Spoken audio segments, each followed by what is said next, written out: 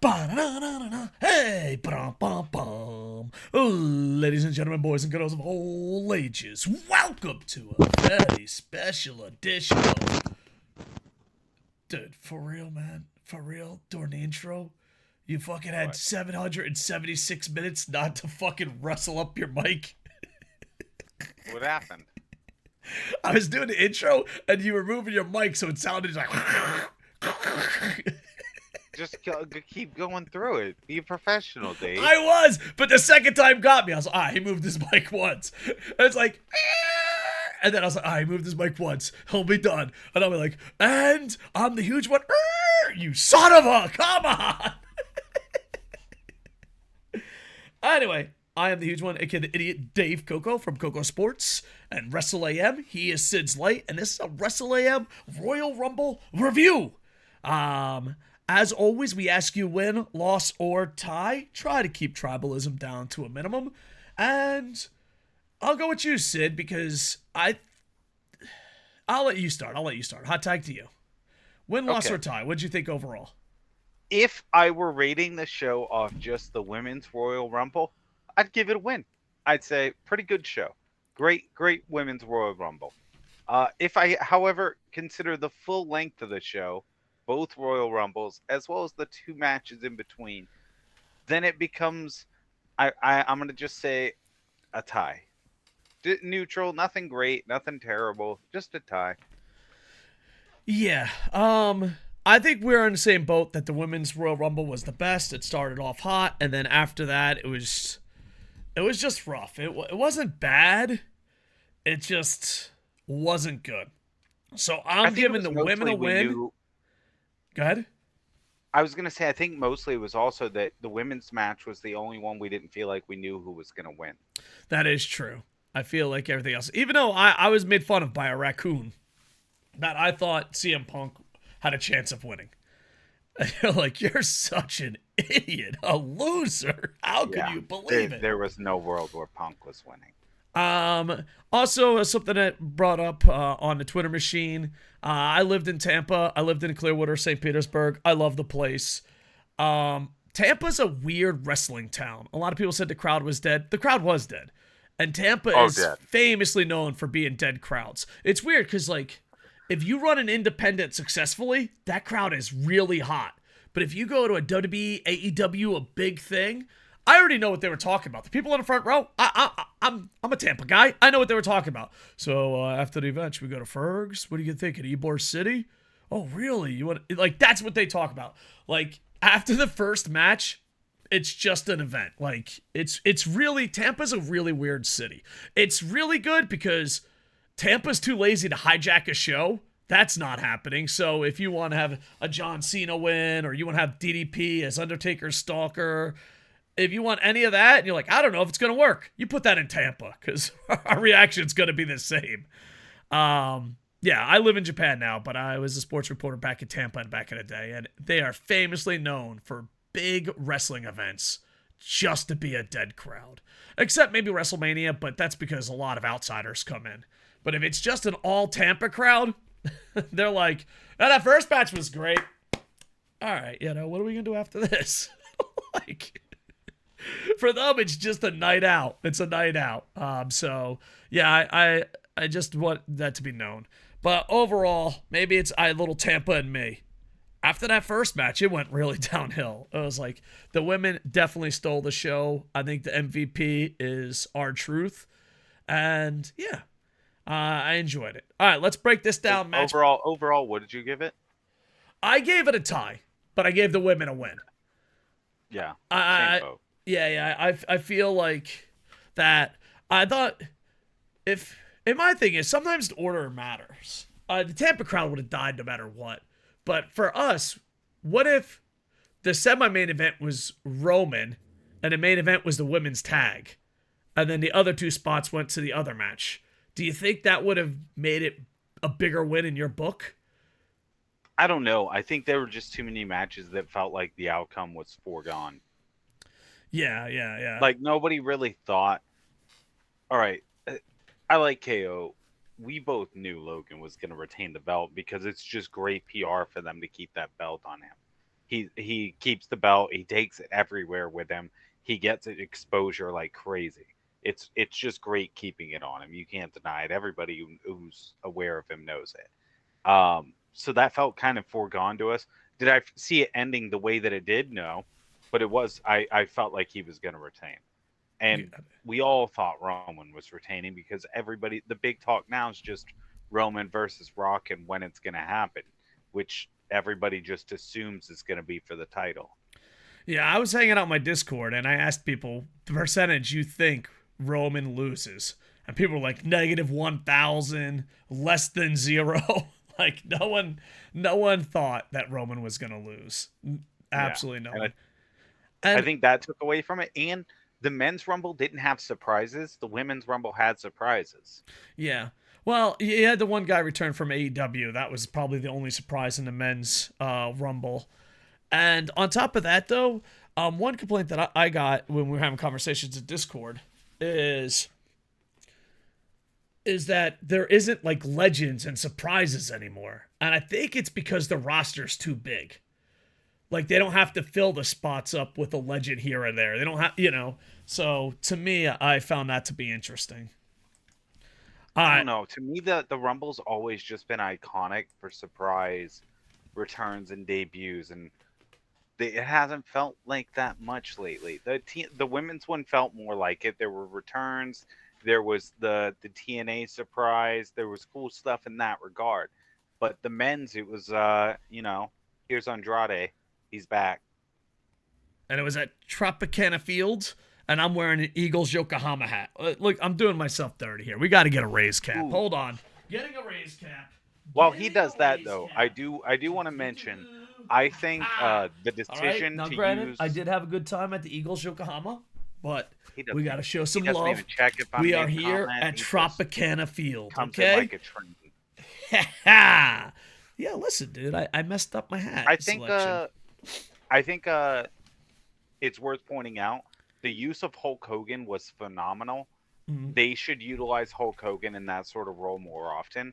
I would totally pop for Hulk Hogan being a pay-per-view hype man like that all the time. It wouldn't be It bad. It's the added perfect job for it him. added so much gravitas to it. He knows what he's doing in that role.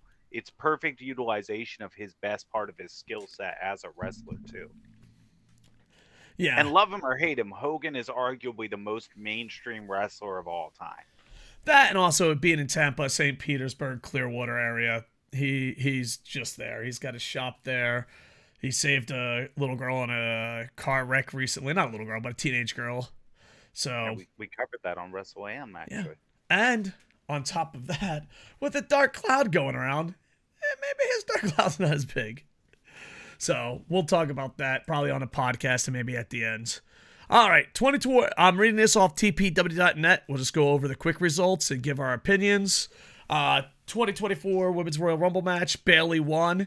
Last eliminating Liv Morgan. I think the last elimination, I was kind of hoping for a 1v1. They do their little swoop. That's thing. And then that's it. But nope, she wins with a little kick to the butt. The I kind of entrance. liked it.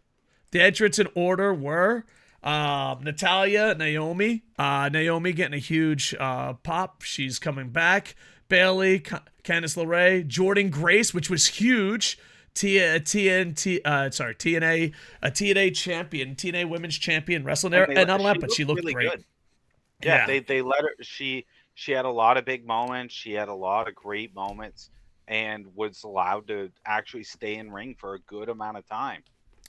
yeah, and I'm just big fan of that. And when it comes to Wrestle Kingdoms or Royal Rumbles back in the day in the 80s, 90s, they used to do stuff like this. Just seeing a champion from another company makes the event seem bigger. I Yeah. know nowadays, it's a different fan than it was back in the day. But seeing a TNA champion, seeing a AAA champion, seeing an IWGP champ or GHC champion just makes the event seem bigger. Same thing with Wrestle Kingdom when ROH has a championship match over there. It just always made it seem bigger and more international. And to me, I thought this was amazing. And I'm thinking what we call prime Vince McMahon, that probably would have never happened. Indy Hartwell, Asuka. I was kind of hoping Asuka would do better. Ivy Nile, Katina Chance, Bianca Belair, Kairi Zane, Tegan Knox, Kaden Carter, Chelsea Green, Piper Niven, recent name change. I'm guessing Xia Li, but when it comes to the letter X in the Chinese language, I get confused. Selena Vega, Maxine, Nia Jax. Nia Jax looked strong. They really did a good job making her look strong. Shotzi had a great thing. Becky Lynch was there. Alba Fire. Shayna Baszler. Valhalla. And Valhalla, when she came out, that's when R-Truth came out, which I think R-Truth was the MVP of the night. Was really enjoyable. Comedy spots. Highlights of the night. Yeah. But yeah, I don't know if that's a good thing or a bad thing, but it's a thing. Let me see. Where was I? Sorry. Nia Jax, Shotzi, Becky Lynch. Oh, yeah, Valhalla. Mission. Is it Mission? I don't know. I always mess up her name. Mia Yim, yeah. Zoe Starks, Roxanne Perez, Jade Cargill, Jade Berg. I'm really happy because I feel like they booked her the right way, and they're booking her just like Goldberg, except... Man, I don't know if she was selling it or she really bashed herself, but she hit that corner pretty tough on that spot. She was just like, dude, she sold it like $1 million. She probably hit it with her hand or something for that sound. But man, I was not convinced she didn't hit her head. Yeah. I'm still not sure she didn't hit her head. And then Tiffany Stratton looked absolutely fantastic. And then Liv Morgan is the big return at the end. And yeah, so overall, I think this is the highlight of this event. I think it goes downhill from there, but that's just me. Is there anything else you want to add to the women? No, I thought this was great. I really enjoyed the Women's Royal Rumble. I thought you debuted Jade in a fantastic way to showcase her strength. You put her... let her show off how strong she is after you kept emphasizing how it took like 11 women to get Nia Jax out of the Rumble last year. You then had one woman do it by herself and had Becky standing there shock-faced after it happened. It was just really well done. It was a great way to actually finally show her off in ring and show what she's capable of while still protecting her. Yeah. And to me, that's good. To me, that's very good booking. I feel like if you can hide someone's weaknesses and show off their strengths, and I think that's a lost art these days. Which title? This is for you and the commenters. Feel free to leave a comment down below. It does help us with the algorithm. But if you're Bayley, kayfabe-wise or fan-wise, who do you want to see her go against? I would... kayfabe-wise, I think it's smarter for her to go after Io. But in terms of matches I want to see, I would rather see her against Rhea. I think her and Rhea could put on a fucking banger of a match. See, if Rhea and Charlotte put on that good of a match last WrestleMania, think how good the Rhea-Bayley match could be. That's a good point. Because I was thinking, in my head, I'm thinking Bayley, Sky, and then a bigger woman that could go against the other champion. So there you go. All right, next. For us, I think it's because it's predictable. And I don't know. I thought it went downhill from here. Undisputed WWE Universal Champion Fatal 4-Way match. Roman Reigns defeats LA Knight, AJ Styles, and Randy Orton via spear. There was shenanigans. There was run-ins, but it was brought down to the bare minimum. It didn't get the House of Torture level. It didn't get to an embarrassment level. But he won that clean on his own. We're just gonna forget about Solo. It's like he doesn't count. It didn't impact the finish. That's true. But overall, I just think we weren't feeling this match because I don't think anyone feels Roman is gonna lose this match. So we all knew he'd win. Yeah. And with this match, Slim Jim re-entered into the advertising. Oh, yeah. We had a big debate if Slim Jim was going to be there or not because Slim Jim pulled... No. There was no debate. I told you they'd be back. You always believed in Slim Jim. You're like, I I know knew Slim they Jim will would. be back. It's like you And as can't. soon as the men were back in the wrestling action, Slim Jim was willing to advertise. Yeah, yeah. WWE United States Champion Logan Paul defeats Kevin Owens via disqualification.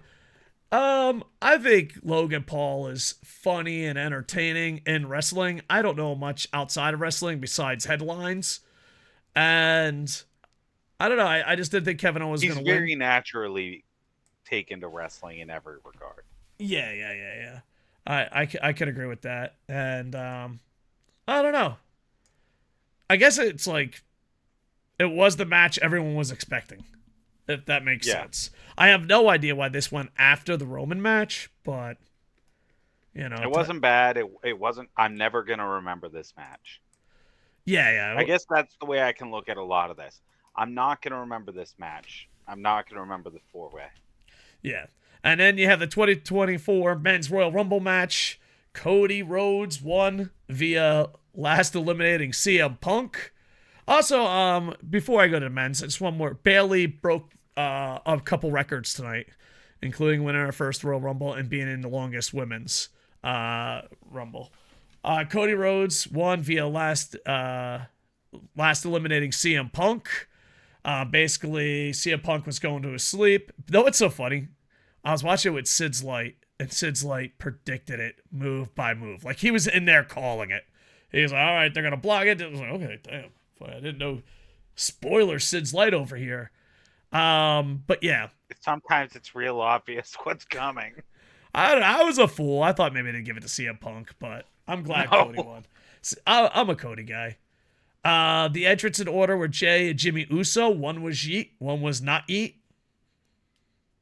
The one of the funniest parts of the Rumble was when Grayson came in third, and goes over and he's like, "Acknowledged, no yeet." I acknowledge no Yeet. Yeah. Waller was third. Andretti comes out. I think this is the only surprise of the whole men's tournament. Then you got Carmelo Hayes. Well, no, I would say Baby Steiner was a surprise. Oh yeah, that's true. And he was amazing. Nakamura, there's guys that we love with all our heart, but it's just a waste of time. You know, Nakamura. Don't let him lie to you. This was him when Nakamura came out. Ooh, Nakamura, you think Okada's coming out soon? It would be cool. Okada's It probably would gonna have be been pretty cool. soon. Okada's contract's up technically soon. No, it's he's got up in 2 2 events days. scheduled. Yeah, But it's maybe they worked out something. maybe Okada's a little coming shake out bake. soon. I don't know. That was him that whole time. I'm gonna be honest. All the way until but Nakamura got eliminated, he thought Okada was coming out. here's my thing. I think we could both agree. By the time the men's Royal Rumble match was going on, we were just saying stuff that like, what if this happens? What if this happens? What if this happens? Because we were fucking bored out of our minds. Just absolutely bored. Santos, Karrion Kross, Dominic Mysterio, who has absolutely been amazing. Carlito, I kind of wish Carlito did a little better. Bobby Lashley, Ludwig Kazir, I'm probably not saying that name right. Austin Theory, Finn Balor. Finn Balor's up there with Nakamura on. We love you, but you're never going to fucking win. You might as well put Nakamura, Finn Balor, and Ricochet together. Guys we love, but they're never going to win. If Taguchi's wrong, then I don't know how anybody could justify liking Finn. Yeah. You got Cody Rhodes coming out. He had all the smoke. Just all of it. He's like, hey, can I have some smoke? How much? All of it. Bronson Reed. Kofi Kingston, which I thought was going to expect more from him. Gunther, absolutely amazing. Ivar. Braun Breaker, I thought had a great run in there, and he was hitting the ropes super fast, spearing everyone. Absolutely loved it. Almost was there, and then Pat McAfee, which SidsLight has a good point about this, so I'm going to let him do in the beginning. But I thought this was pretty funny and a light one.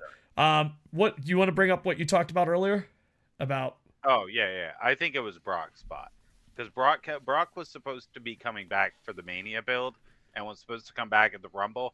You have future big men both standing there in the ring, future strong man and future big man, both of whom he respects. It was the perfect segment for him to come in while they were showing off as the next big guy. And instead, Pat coming in was a good audible. Yeah. And it was pretty entertaining. I don't know why he did the same spot twice, but hey, we'll let him go. And there's something about Pat McAfee that's like in sports and wrestling and his podcast. He feels like an every guy type guy. You know, it's like you root for him to be happy. I don't know. I think he has that it factor. I don't even say it factor, but that friendly factor. You're like, yeah, go Pat. Don't let this bastard lie to you. His whole I don't know why he did it twice thing. He laughed way harder when he did it a second. You know what? Don't let him lie to you. The second time, we all know why he did it a second time because it's funny. And then you got JD McDonough comes out. He gets speared by Steiner's son. And then Archie throws him in and he gets kicked out. I don't know if that was the fastest ever. R-Truth waiting for a tag was hilarious. The Miz, Damian Priest. I think Dominic giving him the tag made it even better. Yeah. The fact that Dom just went with it and gave him the tag was fantastic to me. Yeah, R-Truth was definitely the MVP of this whole show. I loved it. Every segment with him was fantastic. Damian Priest, CM Punk comes out. Ricochet, Drew McIntyre, and then number 30, we went a little excited with our imagination. It was Sami Zayn. And I know a lot of wrestling fans get mad when you use your imagination, but you know it's Royal Rumble. You're supposed to use your imagination and have fun. Yeah, you're like, hey, who's it gonna be? Who's it gonna be? So who is? I guess I feel like I'm talking to like a little kid, but who? It's okay to use your imagination. You're not gonna get yelled at here. But who would be like the funniest, biggest pop, wouldn't see coming of the Royal Rumble for you? Oh, I mean, Okada, Chris Benoit's son. I don't know. Who would be like shocked? Like, oh my God, I can't believe it. I mean, Vince McMahon. The balls on that guy to show up. I think Hulk Hogan would have been a cool one. Yeah, in Tampa and St. Pete, it kind of makes sense. So yeah, I thought Hulk Hogan. That was the one we talked about the most, honestly. Yeah. What if Real American starts playing? Yeah, and a lot of I think it was tight spots. Like, well, we don't need him. And it's like, do we need JD McDonough? Like, that's the thing. Who cares if we need Hulk Hogan? Yeah, we love Hulk Hogan. My thing is though, like, nostalgia pop. I feel like because the roster's so big, they don't have the nostalgia pop. They don't have the oh man, that's cool. You know. I mean, the closest we had was Carlito, but we already got that pop earlier. I don't know, just every now and then an old guy, especially if the old guy's in shape and does great. Like a couple years ago, we had Booker T. So yeah, bring out DDP. Oh my God, DDP coming out? That would have been huge. All right, we're going to part 2 of this question. What old guy would you want to return? What if Sting had done it? That would have been cool. Yeah. If as part of his retirement tour, he had went and had a Rumble debut. Oh, that would have been nice. If hopefully they get back together. So, yeah. And of course, afterwards, they talked about Vince McMahon. We'll be talking more about that on the podcast. I found it weird that people are like, oh, I don't want to know these questions. It's like, what are you talking about? I don't know. Triple H not knowing or knowing is kind of a huge thing. Like, I don't know. It is a highly relevant piece of information. Yes. How much did he know and when did he know is huge. There was people like, I can't believe they're asking tough questions. I can't believe when Triple H came out, the first one was about Netflix. I was like, what? I don't know. Wrestling journalism gets a black eye because it's entertainment that's always changing, filled with liars. So that's a hard thing to cover. And B, usually it's softball questions. But we had like 3 or 4 legit reporters ask tough questions. And then I think young people are so broken that they're like, oh, that's not important. That's personal. I'm like, no. Well, Triple H knowing and when he knew, that's a huge question. That is a question that the public should know. But if you point out the age of the people asking, and there's also the relevant aspect of an older reporter is probably more comfortable in their position. That's true. And especially like newspaper reporters and stuff. Yeah. So I like Triple H was sweating a little bit, and he came up with like, well, I just want to talk about this week, all right, There's a question nobody asked though that I would have liked that he would have answered, which is, it was interesting to see you guys have a TNA star in a TNA champion in the Royal Rumble. Do you have more plans to work with TNA in the future? Yeah. He made a joke about Forbidden Door, but outside of that, he's like, yeah, he kind of hinted on that, to be honest. He Because made I fun of the fact that there's something called the Forbidden Door, and then he's like, yeah, we're going to work and partner out with people.